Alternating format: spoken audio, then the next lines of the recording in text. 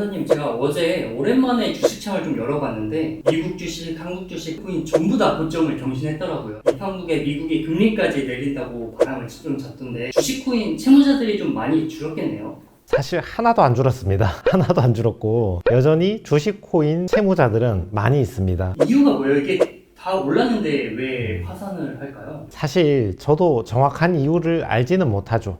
그걸 정확히 안다면 저도 변호사 안 하고 그거 샀다 팔았다 하고 있겠죠. 근데 다만 제가 옆에서 바라보기를 조심스럽게 추측을 해보면 사람 심리의 한계가 아닌가 그렇게 생각을 하거든요. 어떤 주식이든 오르고 나면 그제서야 뒤늦게 따라가고 싶고 다 내리고 나면 이제 절망에 다 팔아버리고 싶고 이런 사람 심리의 한계가 아닌가 그렇게 생각합니다. 변호사님이 생각하시기에 또 다른 이유가 있을까요? 또 다른 이유가 과도한 레버리지, 비투, 대출 이런 것 때문이죠. 채무자들의 레파토리가 약간 비슷하거든요. 처음에는 채무가 크지가 않아요. 생활비나 결혼 자금이나 자녀 교육비 때문에 약간의 대출을 받는데 그러면 대출 받으면 그때부터 돌려막기를 해야 되잖아요. 빚을 갚아야 되는데 분할 상환하다 보면 월급은 한정돼 있지 생활비 쓰고 은행에 이자나 원리금 균등 상환하려면 힘들단 말이죠. 그러면 한 달에 30만원, 50만원이 너무 아쉬워지는 거야. 원래 주식 코인에 관심도 없는 사람들이에요. 근데 이렇게 힘들어지면 주식 코인 저거라도 해서 저거 단타 쳐가지고 한 달에 단돈 50만원이라도 벌면 저걸로 애들 학원비 쓰고 생활비 쓰고 조금 생계에 보탬이 되지 않을까 이렇게 시작하는 사람들이 굉장히 많습니다. 근데 한 달에 따박따박 50만원 버는 게 아니잖아요. 벌 땐 많이 벌고 잃을 땐 많이 잃고 벌었다 잃었다를 반복하다 보면 사람이 오기도 발동할 수 있고 또는 주식 코인에 생각보다 많이 심취하거나 몰입할 수도 있고 그러면 대출 땡겨서 투자하고 2배, 3배 그 이상 레버리지 상품에 투자하게 되는 거고 오르면 몇 배가 오르지만 내리면 한 방에 청산되는 상황이 되는 거죠. 그래서 다 지나고 나서 한번 돌이켜보면 시작할 때는 분명히 50만원 용돈벌이 하려고 시작했는데 제일 뒤에 가면 모두가 홀짝 게임을 하고 있는 거죠. 사실 모바일 토토라는 대놓고 도박 행위를 하든지 주식이라는 탈을 썼을 뿐 과도한 대출이나 비투, 과도한 레버리지 상품을 투자했을 경우에 실질적으로 홀짝 게임인 것은 크게 차이가 없거든요.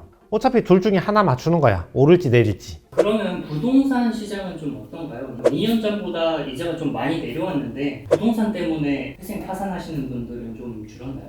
이것도 사실 하나도 안 줄었습니다. 부동산 같은 경우는 2022년부터 이자가 갑자기 많이 올랐잖아요. 그때 많이 힘들었는데 지금 그때보다 이자가 많이 내렸지만 여전히 부동산 채무자는 많이 있습니다. 이것도 사실 똑같은 스토리입니다. 예를 들어서 5억짜리 상가를 매입을 했든 5억짜리 분양권을 받았든 간에 결국은 자기 자본 5천만 원 넣고 나머지 4억 5천은 대출 받아서 집어넣는 거잖아요. 10% 오르면 가만히 앉아서 프리미엄 5천 먹을 수 있지만 10% 내리면 이건 뭐 팔리지도 않고 수천만 원 손해를 보게 되는 거죠. 10% 내리면 팔리지도 않고 파산 직행이죠. 사실 일반적인 사람들이 갑자기 10% 내렸는데 이걸 팔 수도 없고 갑자기 어디서 5천만 원, 1억 이렇게 현금을 구해와서 이자를 매달 내면서 버틸 수 있는 것도 아니고 그러니까 약간만 경기가 안 좋고 가격이 내려버리면 사실상 파산 직행이라고 봐야 되는 거죠. 최근 노년층 빈곤이 문제되는데요. 고령자분들 개인회생 사유 중에서 가장 많은 게 뭘까요?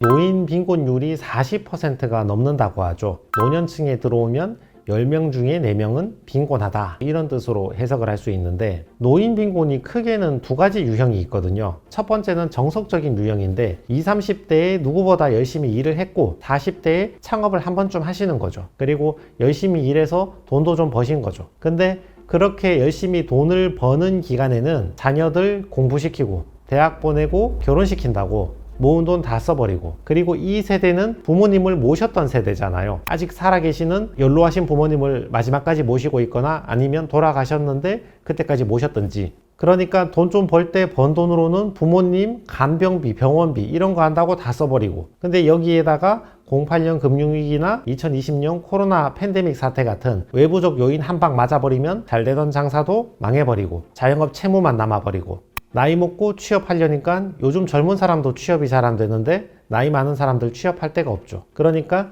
몇 푼 되지도 않는 국민연금하고 소일거리 작은 거 하나 찾아가지고 두 개 합친 소득으로 근근히 살아가시는 거죠. 요게 정석적인 스토리고, 두 번째 또 다른 스토리는 나이가 꽤 많으신데도 주식 코인에 관심이 있는 분들이 계시거든요. 아주 예전부터 주식 투자를 계속 하셨든지, 아니면 최근에 관심이 생겨서 접근했든지, 또는 주식 코인을 빙자한 사기꾼들한테 당했든지, 리딩방 사기 이런 거 있잖아요. 이런 거 사기 당해가지고 빚지고 말년에 회생 파산하게 된다, 이런 스토리도 많이 있습니다. 법원에서 고령자 개인회생을 좀 많이 봐주거나 선처를 해주는 편인가요? 많이 봐줍니다. 고령자는 상대적으로 좀 쉽게 통과를 하십니다. 선처를 많이 해줍니다. 예를 들어서 30대에 사지 멀쩡한 사람이 갑자기 월급 170만 원 구해가지고 개인회생 하겠다, 이런 거 안 받아주거든요. 말이 안 되잖아요. 그러면 법원에서 계속 물어본다고요. 왜 그 직장에 다니고 있는가? 정당한 이유를 소명해보라. 근데 나이가 많아, 이런 사람이 월급 170 가지고 개인회생을 신청한다. 그러면 법원에서도 뭐 더 이상 묻지 않는 거죠. 나이 많으니까 제대로 취업할 데가 없겠지, 어쩔 수 없지, 이러고 개인회생을 낮은 변제금으로 그냥 통과시켜주는 경우가 많이 있습니다. 투자해서 실패하신 분들도 주식코인 이런 리딩방들 있잖아요. 거기서 사기를 당하신 분들은 좀 개인회생 이런 파산 신청이 법원에서 조금 긍정적으로 받아들일까요?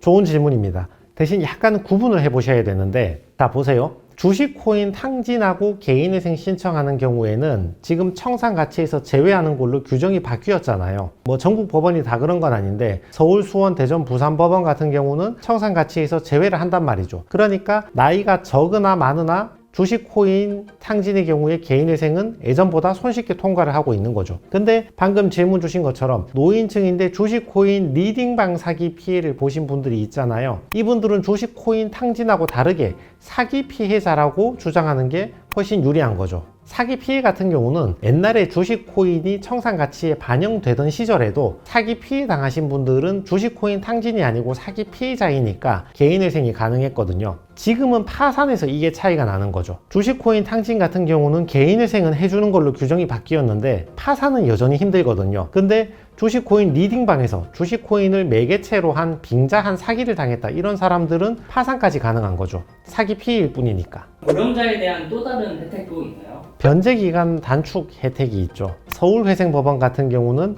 변제기간을 남들은 3년 하는데 2년으로 단축시켜주는 특례가 있잖아요. 6가지가 있죠. 만 65세 이상 고령자, 만 30세 미만의 청년들, 한부모 가정의 부모, 다자녀 가정의 부모, 중증 장애가 있는 분들, 그리고 전세사기 피해자, 이렇게 6가지의 경우에는 3년이 아니고 2년으로 해줄 수 있다. 무조건 해주는 건 아니고 채무 발생 사유나 변제율 같은 걸 종합적으로 고려해서 해줄 수 있다, 이렇게 되어 있는데, 만 65세 이상 고령층이 2년 단축 특례에 해당하는 사유가 되겠죠. 그래서 2년 변제하게 되면 남들 변제하는 거에 3분의 2만 변제하는 거니까 큰 혜택을 받게 됩니다. 자, 오늘 예시 사건 좀 보시면, 아들, 딸, 남매를 키워서 출가시키고 자기의 어머니, 장인, 장모님의 별세까지 모시고 병원비 쓰고 요양비 쓰고 간병비 쓰고 장례비 쓰고 자기가 다 모셨다는 말이죠. 그리고 마지막 남아 계신 94세 부친까지 모시고, 근데 자기가 하고 있는 사업은 자영업이겠죠. 사회 환경이 급격하게 변하니까 따라가기가 쉽지가 않은 거죠. 매출은 감소되고. 근데 본인도 어느새 고령층이 되었고 배우자도 고령층이 되었고, 배우자가 폐암에 걸린 거예요. 그러니까 배우자 병원비까지 쓰고 자식 결혼 비용까지 쓰고, 이제 자기도 아파. 자기도 나이가 많으니까 자기도 척추 협착 수술까지 받고, 근데 배우자도 아프고 병원비 계속 써야 하고 자기도 먹고는 살아야 하니까 집에서 쉴 수가 없는 거죠. 이게 전형적인 스토리입니다. 열심히 돈 벌어서 사회생활 했는데 부모님 다 모시고 자녀 공부시키고 취업시키고 결혼시키고, 본인하고 배우자는 아픈데도 계속 참고 살아야 되고, 본인하고 배우자 아프니까 참고 일해야 되고. 오늘 채무자도 이런 스토리였습니다. 자, 변제 계획표 보시면 소일거리에서 100만원 벌고 연금으로 73만원 버는 거죠. 합산 173만원인데 1인 생계비 143만원 빼고 한 달에 29만원 변제하는데, 이분은 만 65세가 넘으셔가지고 24개월 단축되셨거든요. 그래서 700만원 정도 변제하게 되었습니다. 전체 채무액 3,400만원 중에서 700만원 변제하고 나머지는 탕감, 이렇게 되셨죠. 개인회생 사건 많이 찾아보신 분들 아시겠지만, 채무가 많든 적든 소득이 많든 적든 700만원 변제하고 땡친다, 이런 경우는 거의 없거든요. 근데 연배가 많으시니까 700 정도 변제하는 걸로 바로 마무리가 되었습니다.